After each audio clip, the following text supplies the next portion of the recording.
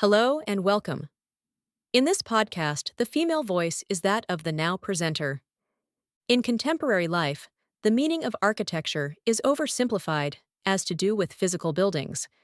However, if we look a little deeper, we find the word has a much broader definition and use. The dictionary definition points to the art and technique of conceiving, designing, structuring, planning, and building, associated with both the sciences and humanities, e.g., computer software and hardware, art, society, networks, legal frameworks, etc. The architecture, that which frames, creates, structures, and rests behind. Some years ago, whilst exploring sense of place, imagination, and vision as aids for problem solving, I came across this helpful definition of architecture: the weaving of a higher order. For me, this is what humankind is here to do: to fully understand our position in the web of life as experienced here in our home planet Earth, and to work with it and within it towards the weaving of a higher order. The weaving of a higher order implies connectivity, relationships, entanglement, transformation, movement, and unfolding towards a higher, more coherent, holistic, sustainable world for the well-being of all toward the animus mundi, much of which is explored by Indy Johar in the following, slightly paraphrased extract, along with comments from his video. It always seems impossible until it's done. What does a decade of deep transition Change, evolution, really mean? I think you've heard lots about the despair and the kind of degrees of change. and complex entanglements, economic, ecological, ethical, legal, etc., associated with the meta-crisis. We are going to have to start embracing if we are to survive as a species. In many ways, this could be described as starting over again, as since the Enlightenment, the Great Separation, and the resulting colonization of much of the world that was signified by violence, genocide, enslavement, greed, abuse of power, pollution, and the encoding of these into our continuing legal, social, religious, and economic frameworks.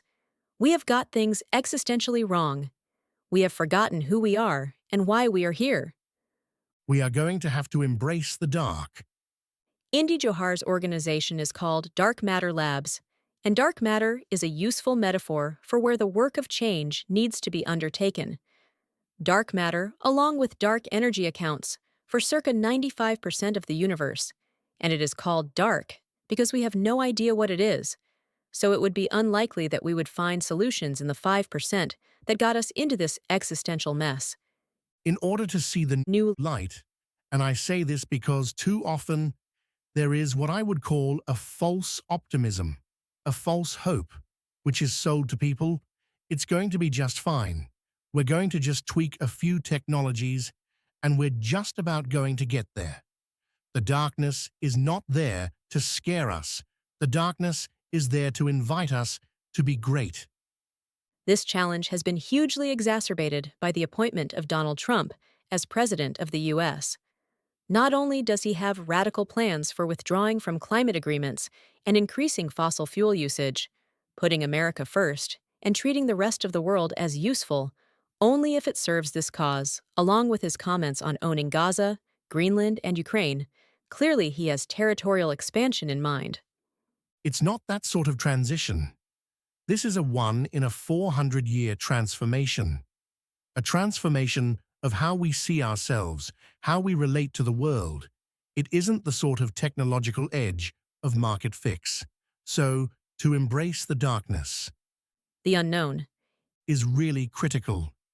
If we look at where our current policy infrastructure, Underlying code, predatory capitalist democracy, mega corporations, oligarchy, Trump, Putin, and communism, Xi Jinping.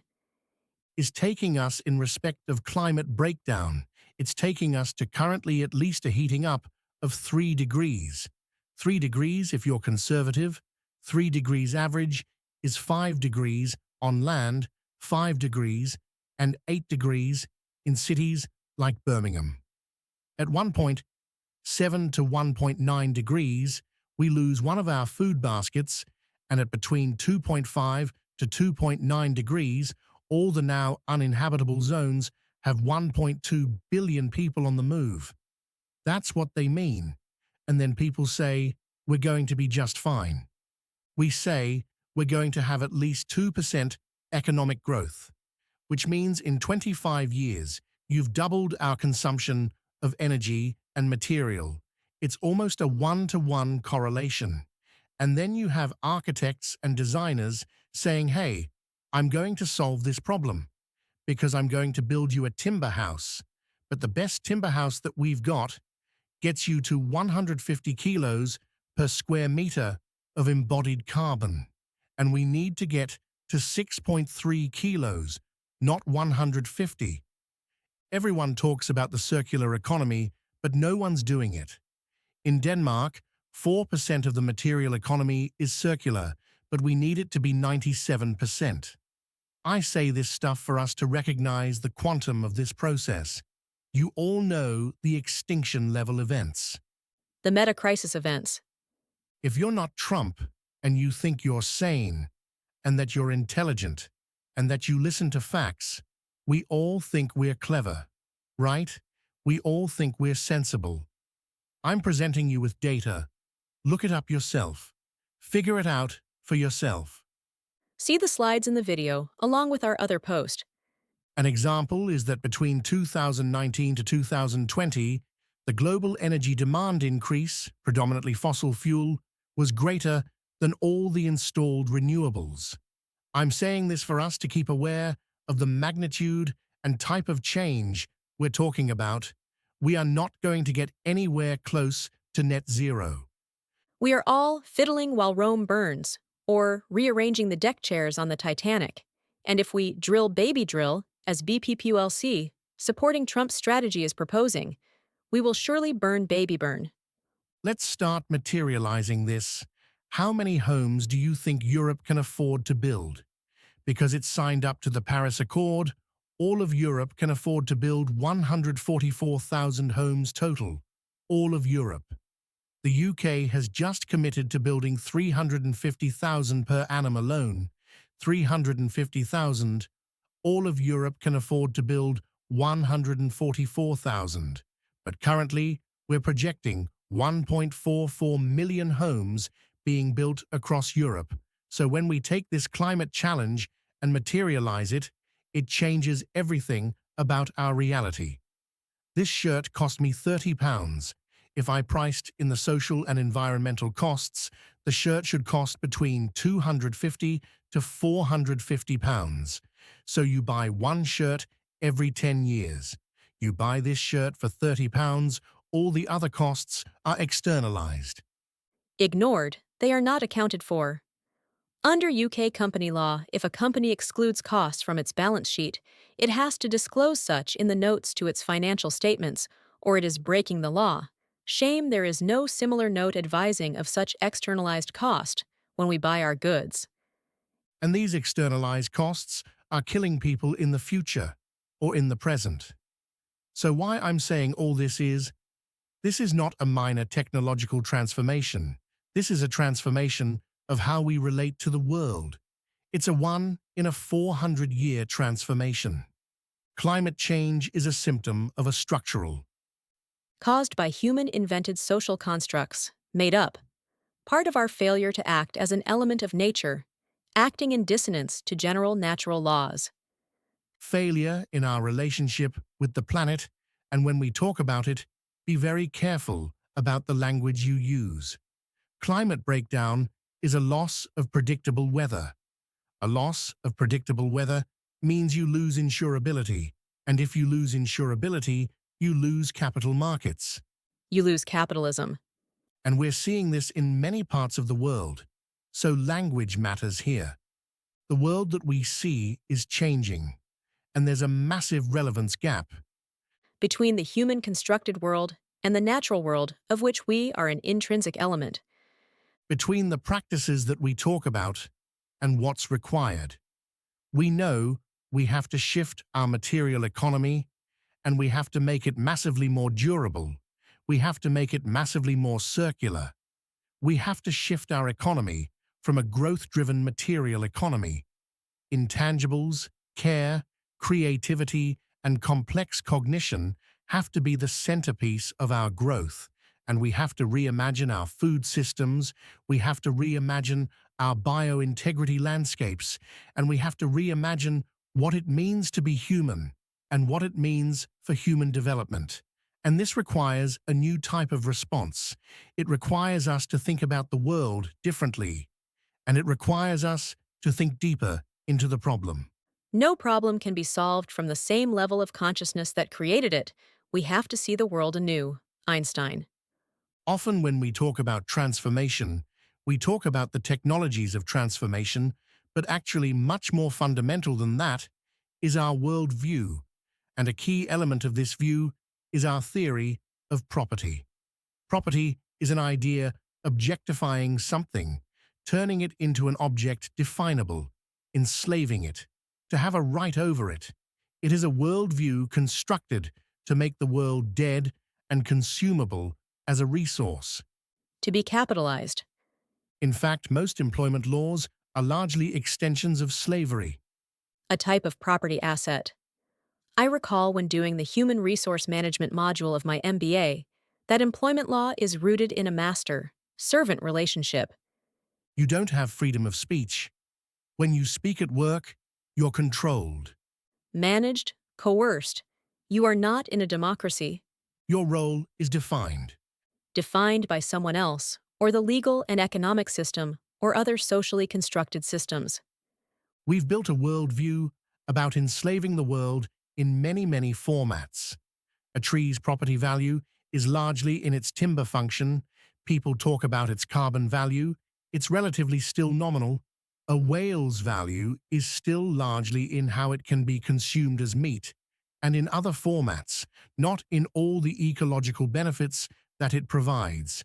So my first proposition to you is that this is a worldview shift of how we relate to the world. We can no longer go on as we have through a theory of dominion. The fact of the matter is that currently humans have dominion over the planet. Have created dominion through our social constructs, legal systems, religions, and culture. We have to start to become in relationship with the world. Planet. No longer can we ignore our externalities. Ignoring the monetarized value associated with using the Earth's resources and the cleanup costs of pollution. Because they are now feeding back into us and self-terminating us. So we have to now to live in relationship.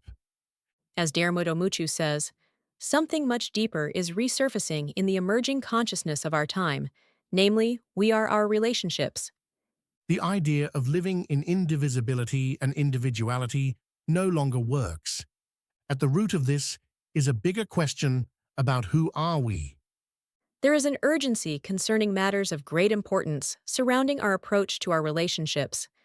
All our relationships, with the various aspects of ourselves, each other, our home planet Earth, and the cosmos, and it concerns all of us. This we call human ecology, which is an interdisciplinary and transdisciplinary study of the relationship between humans and their natural, social, and built environments. We all need to study human ecology because we need to understand our relationship with other human beings and with the complex environments in which we exist, from the different spaces that humankind has built, and the multitude of societies and cultures that inhabit them, and the nature that surrounds us and our planet, to the virtual world of technology and beyond, to continually evolve what it means to be human. And we have to recognize a transformation in imagining. As Lindsay Clark points out, imagination is the hotline into meaning. Ourselves and I would argue that every age has reimagined what it means to be human in order to reimagine the world around it. So what is our imagination of being human in the 21st century and the 22nd century? How do we imagine, recognize And remember, that we are multitudes, we are not singular? How do we recognize that actually we are they? I am that I am. Exodus 3:14, which can be understood as perfect oneness, or I am the existing one, or I create whatever I create. Also, please see our post, Losing Our Religion or Finding It, The Christ Within. In our language, everyone, all of us, are multitudes. None of us are singular linear identities we are. My intelligence, it is not mine. It is in relationship with others. My relationship forms my intelligence, but is not a possession. The world is not our possession. Yet we have created a conceit to imagine I am. Myself, separately, Intelligent, I'm not a being, I'm a becoming. an emergent process of evolution. How do we operate moving from a noun-based world to a verb-based world? David Bohm argued that our language was far too object-oriented, or noun-based, and that this was making us see a world of static objects instead of dynamic processes. Recognizing life in everything around us.